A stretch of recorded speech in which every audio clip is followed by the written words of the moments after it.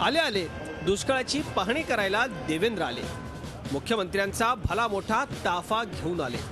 आधी वरुण देवाची प्रार्थना करून शेतकरी थकले, पण तो काही आलाच नाही। आता दुष्काळी परिस्थितीत देवेंद्र काहीतरी मदत करील म्हणून शेतकरी आशाभूतपणे वाट पाहतच होते। लातूरच्या येरोळ गावात मुख्यमंत्री येताच शेतकऱ्यांनी बॅरिकेड झुगारली आणि त्यांना घेराव घातला। तेव्हा मुख्यमंत्र्यांनी खराखुरा नाही पण आश्वासनांचा पाऊसच पाडला। आज अनेक ठिकाणी पिण्याचं पाणी नाही, काही ठिकाणी आपल्याला गुरांकरता जनावरांकरता चारा नाही, त्यांच्याही करता पाणी नाही, अशा प्रकारची अवस्था आहे। आणि म्हणून आपण निर्णय घेतला की आवश्यक असेल त्या प्रत्येक ठिकाणी टँकरनं आपण पाणी पुरवठा करू आणि पुढच्या 6 महिन्याचं तालुकाशहा नियोजन हे टँकरचं आपण केलेलं आहे। पहिल्यांदा सरकारने हा निर्णय घेतला आणि कुठलंही रेशन कार्ड असलं तरी देखील त्याला या योजनेचा फायदा द्यायचा आणि ज्या शेतकऱ्यांकडे रेशन कार्ड नाही आहे त्यांची रेशन कार्डही तातडीने बनवायची, अशा प्रकारचा निर्णय आपण घेतला। अवघ्या 20 मिनिटात येरोळचा दौरा आटपून मुख्यमंत्री निटूरकडे रवाना झाले। तिथंही हीच परिस्थिती। विरोधी पक्षात असताना देवेंद्र फडणवीस आघाडी सरकारच्या दुष्काळ पाहणीवर टीका करायचे। आता मुख्यमंत्री झाल्यावर त्यांनी ही आघाडीचीच पद्धत अवलंबवली आहे।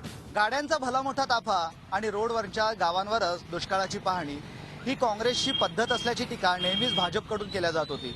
मात्र आज भाजपचे ज्येष्ठ नेते आणि राज्याचे मुख्यमंत्री देवेंद्र फडणवीस दुष्काळ पाहणी दौऱ्यावर आले। त्यांनीही गाड्याचा मोठा ताफा सोबत आणला आणि रोडवरच्याच गावांची पाहणी केली। सरकार बदललं, नेत्यांची नावं बदलली, मात्र नेत्यांची पद्धत सारखीच। मुख्यमंत्र्यांची ही पाहणी म्हणजे निव्वळ दुष्काळ पर्यटन असल्याची नाराजी शेतकऱ्यांनी व्यक्त केली आहे। मराठवाडा येथे मुख्यमंत्र्यांचा दौरा होत आहे। राशन कार्ड साठी आणि 3 रुपये किलो आणि 2 रुपये किलो गहू देण्यासाठी त्यांनी दौरा काढत आहेत। शेतकऱ्यासाठी संवाद यात्रा आहे, परंतु शेतकऱ्याला कोणताही प्रश्न विचारायला त्यांनी मुभा दिले नाही आणि शेतकरी लाईटीचा प्रश्न विचारतो तेव्हा मुख्यमंत्री म्हणतात करूत बाबा आणि महाराष्ट्राचे सचिव सोबत घेऊन येताना आलेले आहेत। निर्णय त्वरित करायला पाहिजे होता, परंतु निर्णय दिलेला नाही। खरं तर मराठवाड्याच्या जनतेला भाजप शिवसेना सरकारकडून खूप अपेक्षा आहेत। वरच्या धरणातून जायकवाडी करता पाणी सोडावं, केवळ घोषणा न करता शेतकऱ्यांच्या हातात भरघोस आणि तातडीनं कशी मदत मिळेल याचं नियोजन करावं। रब्बी पिकांसाठी काही तरतूद करता येईल का याचं नियोजन करावं।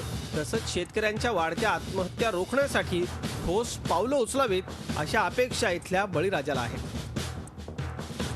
मुख्यमंत्री दुष्काळग्रस्त मराठवाड्याचं हे गाऱ्हाणं ऐकतील का? विशाल करोळे, झी मीडिया, लातूर। झी 24 तास रहा एक पाऊल पुढे।